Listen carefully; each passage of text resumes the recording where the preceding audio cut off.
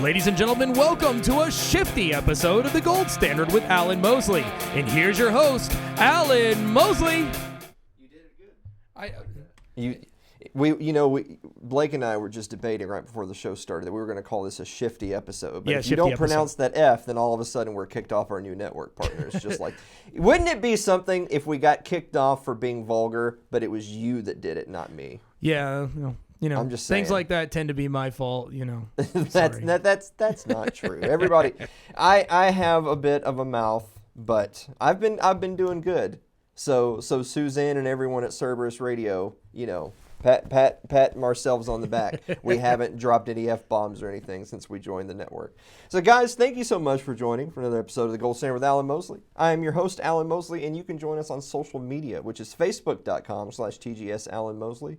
Twitter is at Alan M. Mosley. But I that's where all the language is, by the way. Yeah. If you go to Twitter, that's where I say the mean things. But you don't have to do any of that. You just go to our website, which is thegoldstandardpodcast.com. Consider supporting the show by joining our Patreon, which is patreon.com/TGSAlanMosley. I actually did the math, Blake. Uh-huh. So this is what we need. What? We need like 300 more patrons. We do. And then we'll have 300 more than we have today. That's what we'll have. So football season has started. Yeah. So that means our show Sports Ball with Mike and Alan on Little L Productions is back up and going. Awesome. The first episode of the new season was this past week. So we'll be doing episod 2 on Thursday. Cool. Today's Wednesday. That's tomorrow. Yeah. Rest for the weary. Yeah, I know, but it's what I know that there's people out there right now that are saying, well, that's just bred at circuses, and really the whole point of doing Sports Ball is to make fun of those people. Yeah, and let me tell you why. Those people, like, if you don't like football, then just shut up, just keep your mouth closed, and because it really bothers me that there are people that they act like you can't enjoy life or anything in it until we live in a free society. Well, first of all, we don't live in a free society, and we're not going to. It is not the nature of man to cast their voting aside and love the anarchist society. So I don't see that happening. So yeah, I'm absolutely going to enjoy things in life that I enjoy. So I'm going to watch football. I'm not going to watch UT football, by the way, because their UT season's already over. But I'm going to enjoy football, and I suggest everybody at home enjoy the things that they enjoy as well, and not worry so much about what people think. Right. Speaking of people that I do care what they think, let's look at some of our friends, starting with The Other 3%, which you can find at The Other 3% on Facebook. Knock at the door. I'm here to buy your guns with your money. Sorry, I can't sell it to you. You didn't pass my background check with your history of mass murder and violence, but you have a nice day. Door closes. So first of all, that meme is only half true. What happens after that is they kick the door in and murder you and your whole family. But you will notice that there is a theme to the memes and stuff we're sharing at the top of this episode, because that's going to tie into our topic. It's very shifty.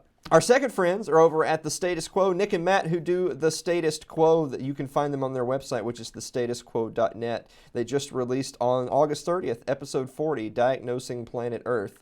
Don't pay any attention to that little communist manifesto deal right there. So they're talking about the Green New Deal and all the BS that goes into that. They're also talking about that Marianne Williamson, which, people love her just because it's like one gaffe after another. But anyway, check out Nick and Matt at thestatusquo.net. And finally, our friends over at Liberty Memes. Some libertarian, you are claiming to believe in a free market, but then you criticize how someone chooses to operate their own business. Hypocrisy, much law, ? That's going to tie into our episode that we're going to get to right after the break. Hey, did you see the playoff games last weekend? Oh, you're into the sports ball game. Sports Ball with Mike Meharry and Alan Mosley. SportsBallPodcast.com. Sports ball is not a libertarian sports show. It's a sports show done by a couple of libertarians. For when you need your bread in circuses. Your ad could be playing right now, reaching thousands of potential customers. Sadly, it's not, but it could be. Find out how to be an advertised sponsor for The Gold Standard with Alan Mosley. Email us at tgsalanmosley@gmail.com. I need my hair to grow back out the way it was in the sports ball commercial. You know? Yeah. I need that. Yeah. It will eventually. Yes. It's getting there. It's not long enough yet for me to keep it back. So it is what it is. How long did it take you to grow that hair last time? 2 years from it being pretty short. Wow. Like I had it like maybe only that long, and then 2 years later It grows so fast though. It's like it's like rock star hair. If there's one thing I won't have to worry about, it's being bald. That is true. That is. I do need to shave though. Look at that. Yeah. I'm such an unprofessional slob. That's why nobody watches this show. That's exactly why it is. I want to read something to you really quick before we get to the laptop. I'll cue them up when we get to them. All right. Walmart in the 1990s stopped selling handguns in the U.S., with the exception of Alaska. In 2015, it stopped selling semi-automatic weapons such as the AR-15.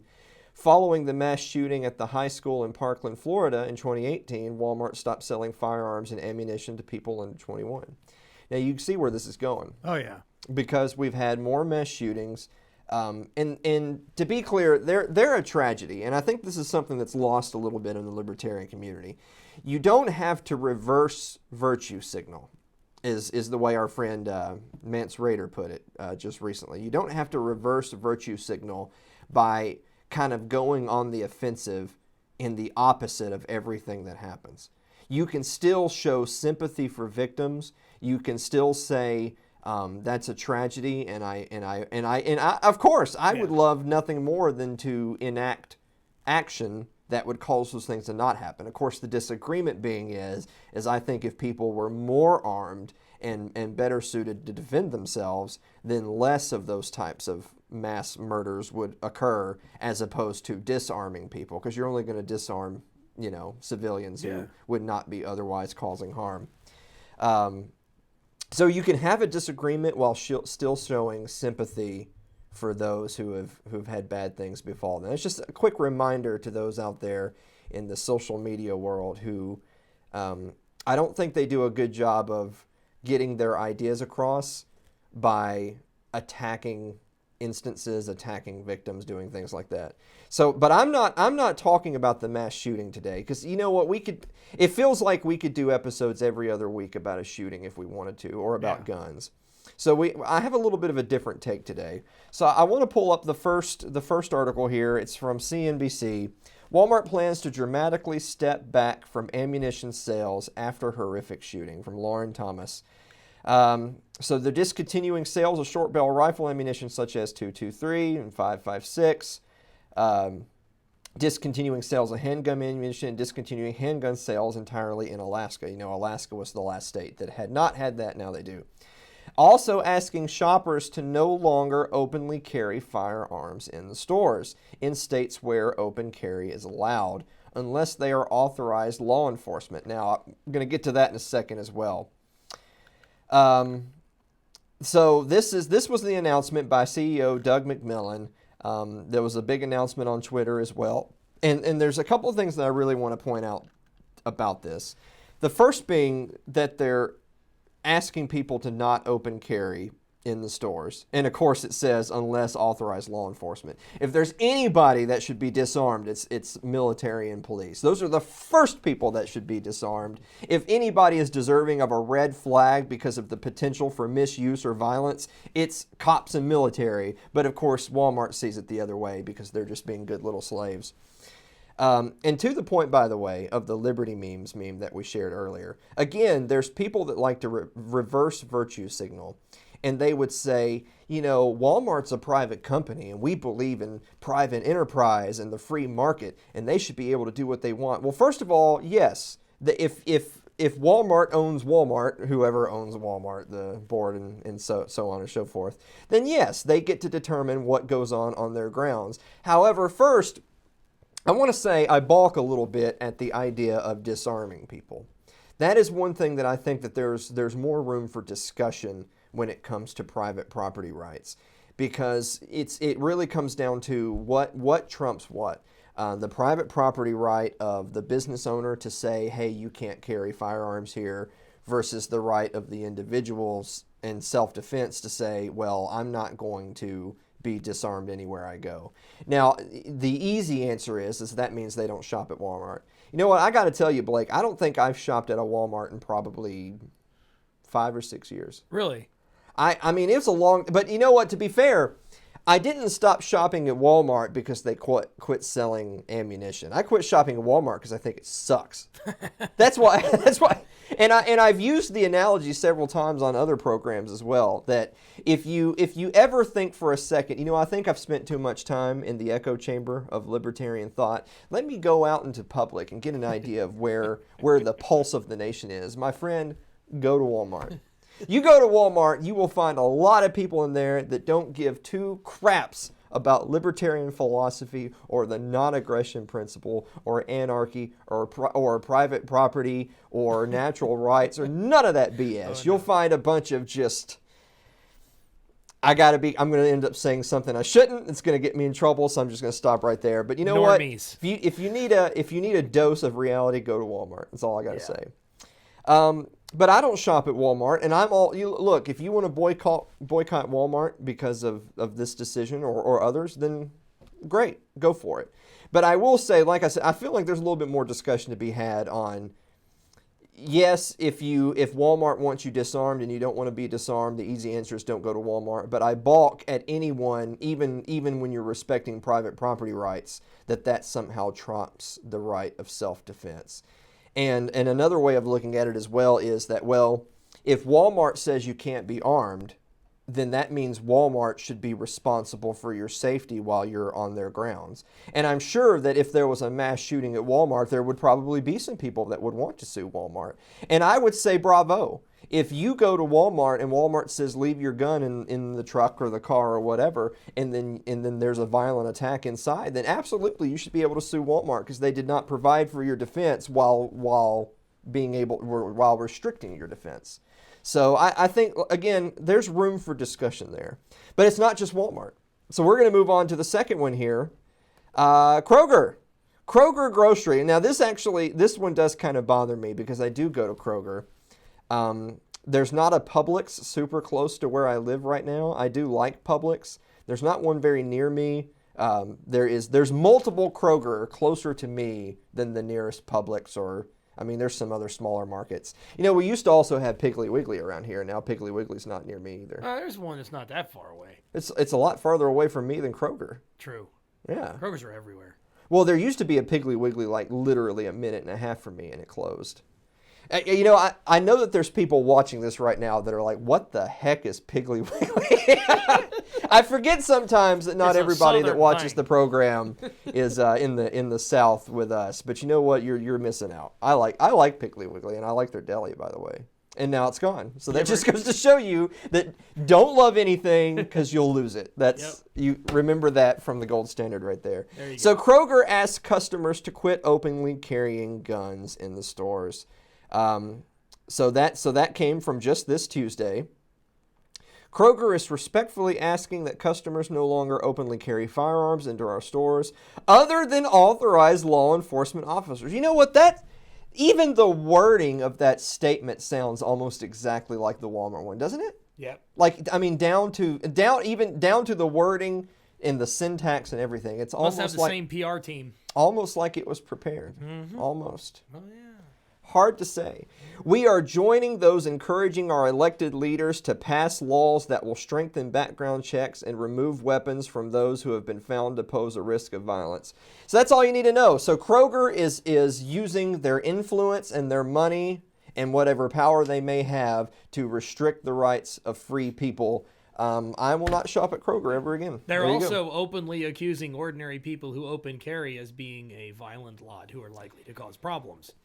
Now, I wouldn't necessarily go that far. They didn't actually say that. They implied it. Well, I wouldn't necessarily. I'm not going to. You don't have to put words in their mouth. They already openly said they're going to use their influence to call for elected officials to restrict your rights. That's all you need to know. Yeah.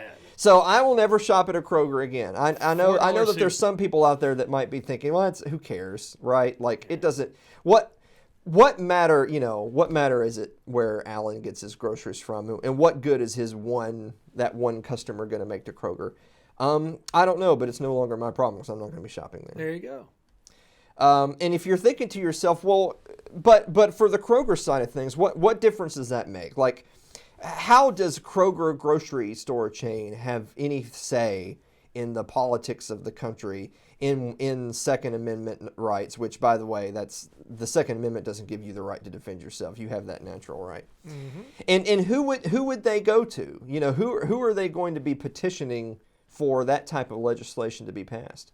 Well, I tell you who they'd love to see elected. They would love to see Beto O'Rourke elected. Beto O'Rourke says, I was asked how I'd address people's fears that we will take away their assault rifles. I want to be clear. That's exactly what we're going to do. Americans who own AR-15s and AK-47s will have to sell their assault weapons, all of them. Of course, Beto is really in favor of this whole gun buyback program. Let me just say a few quick things about that. So first of all, Beto is an enormous cuck, and he literally should be dumped in the ocean. That's stupid. I had actually tweeted out. I'm actually kind of surprised I haven't been banned on Twitter, at least for temporarily, because I had actually tweeted out. So you see this guy? Like, take a look at this guy right here. You see this scrawny POS? That's the guy that you need to have a gun for, so that when he comes to take yours, you shoot him in the face. That's right. That's the guy. They may look different, but that's the guy right there. So let me say a few things really quick about Beto right here. So first of all, they can't possibly buy back the guns because the guns never belonged to the state in the first place. So it's not a buy back, right? Like let's just be clear on the language we're going to use. It's not a gun buy back because I didn't buy the gun from the government, so they can't possibly buy it back. It's a confiscation. Maybe they'll offer you some sort of monetary compensation. Free cheeseburger. But they're confiscating your weapon. That's what it boils down to. And the second thing is, it says, Americans who own AR-15s and AK-47s will have to sell their weapons back, all of them. There's a period right there at the end of all of them, but there's more to that statement, is there? Because it says we'll have to sell their assault weapons, all of them. Now, I don't want to get into assault weapons and the terminology and all that, not today, but there's an implied right, comma, or you will die. Yeah. Absolutely. It is, if they have to do it, and it's government that says so, the implication always is, you will do this or you will die. Absolutely, that's what it means.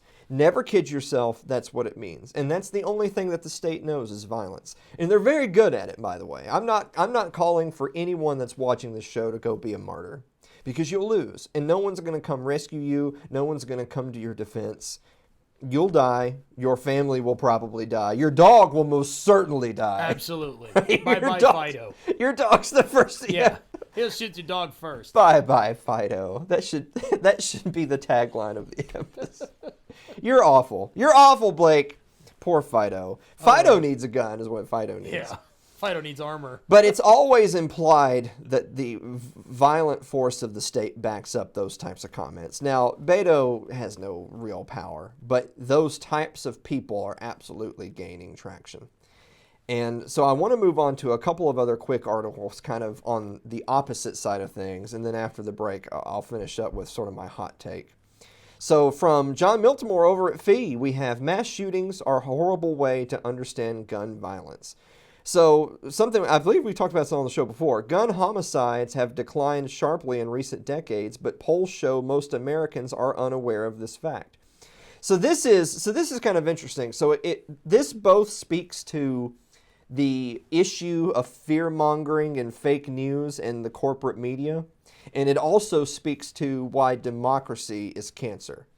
And the first being that, well, if all you ever see in the nightly news is mass shooting, something must be done, common sense gun control, all those BS terms, then yeah, the average person on the street who has no other information whatsoever in a vacuum would say, wow, this must be happening all the time. Me and mine are at serious risk of being gunned down in the street. So first of all, of course not. You're absolutely not in any serious risk of being gunned down in the street.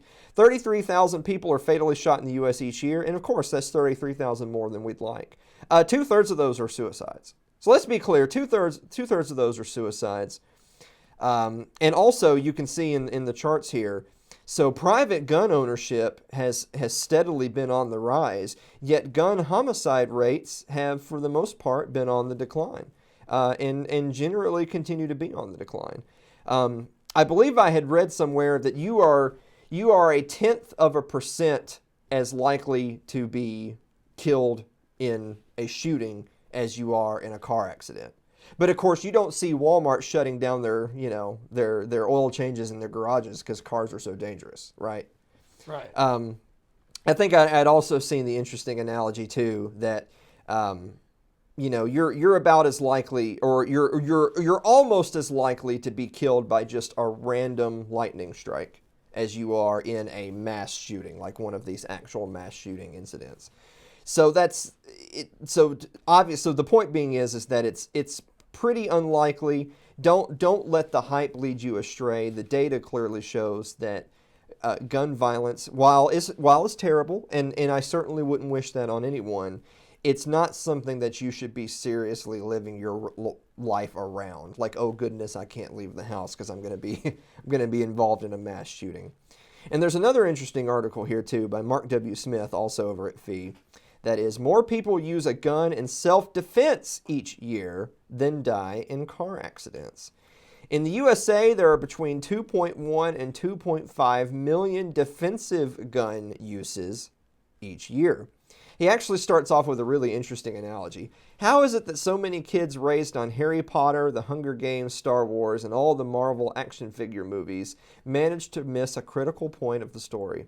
The lesson is, if you want to prevail over evil enemies, you must have the proper tools to fight back. That is an interesting point, absolutely. So, without a gun, most Americans are defenseless at the hands of a violent criminal. How many of us have trained in hand-to-hand fighting? The physical strength, the mental resilience to react in a fight or flight situation, to repel an aggressive predator, especially someone who attacks us first and is armed with a deadly weapon. Because, of course, all the laws to confiscate weapons, why would a criminal give up their weapon? They're a criminal. They're just adding another, check to the box, right? So guns are life-saving tools. Virtually all professionals carry guns, and lots of them. Federal, state, and local law enforcement agencies charged with protecting streets you walk on all carry guns. The Secret Service protects the president with guns. The Federal Department of Homeland Security, with its $44 billion annual budget, issues its own agents handguns and fully automatic rifles. So the smart money in the business of protecting lives chooses guns. Guns are often used for defense. Now, there was a study that took place that looked between 1993 and 2011. That was actually done by the Department of Justice, by the way. The report found, 2007 to 11, about 1% of non-fatal violent crime victims used a firearm in self-defense. Anti-gun zealots attempt to use this statistic to discredit the use of a gun as a viable means of self-defense, and by extension to discredit gun ownership in general. But look deeper in the numbers.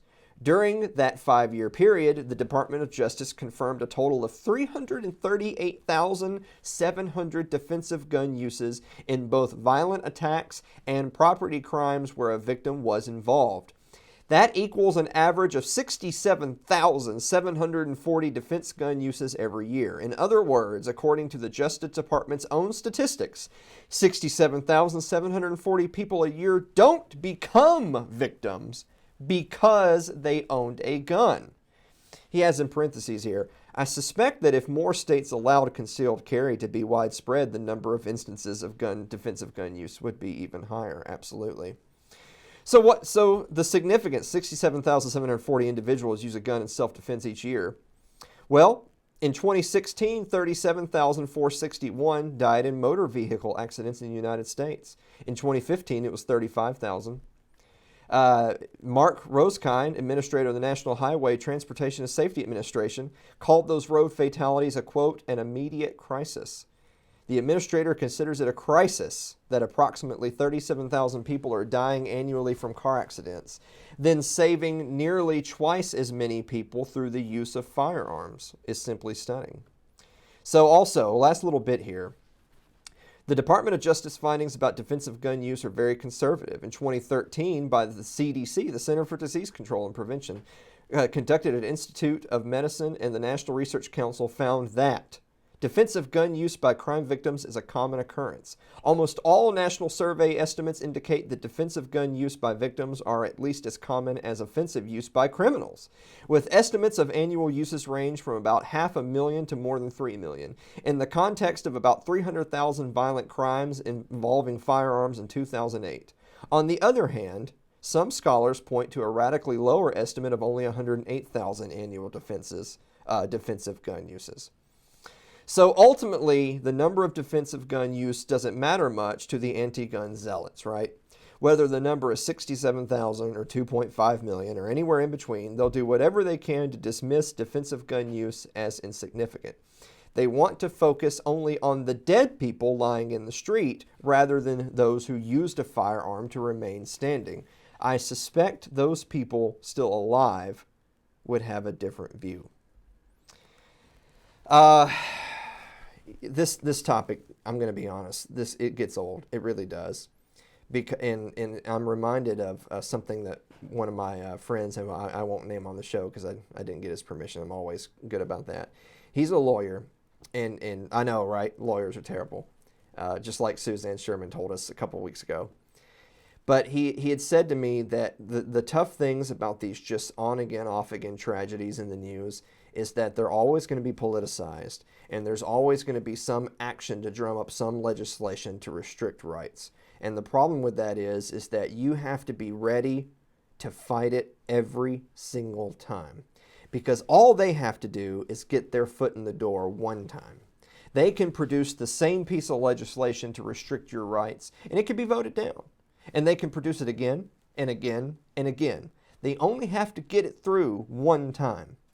Because as we know, government is definitely in the business of taking powers and liberties. They're never in the business of giving them back. Way more often than not, if some piece of legislation gets passed, it's passed. It's passed for life. If you don't believe that, go ask Führer Trump why Obamacare's still around. It's going to be around. They're not getting rid of it. Roe v. Wade, Obamacare. There's a long list, but the point being is that once something gets passed, it's significantly more difficult to have a future Congress rescind it, produce different legislation to give rights and liberties back to people. It just doesn't go that way. So people who are against that, people who are for individual liberty, have to be ready to fight every single time because they've only got to get their foot in the door once. So we're going to wrap up this after our final break. Have you ever been talking politics with a friend and told, if you don't like it here, you should just move to Somalia? Well, ladies and gentlemen, from the sandy beaches of Mogadishu, Sherry and I bring you Postcards from Somalia, one of the newer products of Little L Productions, where we take on all of the fallacies of the people who say, if you don't like it, you can just get out. Your ad could be playing right now, reaching thousands of potential customers. Sadly, it's not, but it could be. Find out how to be an advertised sponsor for The Gold Standard with Alan Mosley. Email us at tgsalanmosley@gmail.com. So guys, here's the point that I want to leave you with today, is that when you see Walmart or Kroger or any other number of other businesses, there could have been another one make a similar announcement while we were recording this episode. When you see those types of things happening, it's a big red flag. I know red flag's a trigger word for some of us nowadays. That's a big red flag. Let me tell you why. I'm afraid that culture is shifting in the wrong way. Mm-hmm. I think that when you see more and more businesses, more and more activists, more and more huge swaths of people, whether it's customers of a particular organization or well-wishers or whatever, when you see more people making announcements like the CEO of Walmart or Kroger, it seems to signal that culture is moving in such a way that it won't be long before you're going to see the types of legislation that someone like Beto O'Rourke would want to support starts to get serious traction. Someone actually, I think it was one of the questions in our Q&A. I believe our friend Stephen Rose actually asked it. He said, do you think that red flag laws or similar will come to pass in the United States? And I said, yes. I genuinely do, because I think that the ball only ever rolls in that direction. It only ever rolls towards more centralized control, more authoritarianism, more state violence. I really do. And while I say at the same time, I don't want to see martyrs, I want to see everybody who watches this show to be healthy and happy and not take on a battle that you absolutely cannot win. I can't help but feel like culture is shifting in our country in the same way that we saw it shift with gay marriage, with the same way that you see culture shift with, pot legalization. Like pot's legal in a lot of places. I tend to think that it will be rescheduled nationwide in the relatively near future, because culture has shifted in such a way to make continuing to prohibit it not politically feasible. I'm afraid that a similar movement is churning to make being a very ardent gun rights activist no longer politically feasible. I don't say that with joy, but I feel like it's moving that direction. So I implore people at home to please understand that your rights are natural to you as a man and your being. You don't get rights from government. You don't get rights from magical pieces of parchment like the Constitution. You have those rights, and you have to defend those rights. And you have to be able to talk to your neighbors and your friends and your family and your loved ones, and to tell them that you sympathize with people who are victims of violent crime. But violence is around us. There are crazy, horrible, evil people in this world, and no amount of laws will magically make those people wake up the next day and see the light and become a contributing, wonderful member of society. That will never happen. And because that will never happen, and because a lot of those people actually are a part of the state, that is exactly why people should be armed. They should be trained in their arms, and they should know how to use them. They should be responsible with them, and they should never let them get taken away. Whether it means you're going to have to lose them in a boating accident, I don't know what the answer is going to be for you. But please, please, please, don't, if you can't fight a war with the state, at least try to fight the culture war to help people understand that the principles that we talk about on this show of peace, non-aggression, personal responsibility, individual liberty, natural rights, that would give us a world where less violent crime would happen. But also remember, violent crime has been on the decline for decades, and don't let the corporate media tell you otherwise.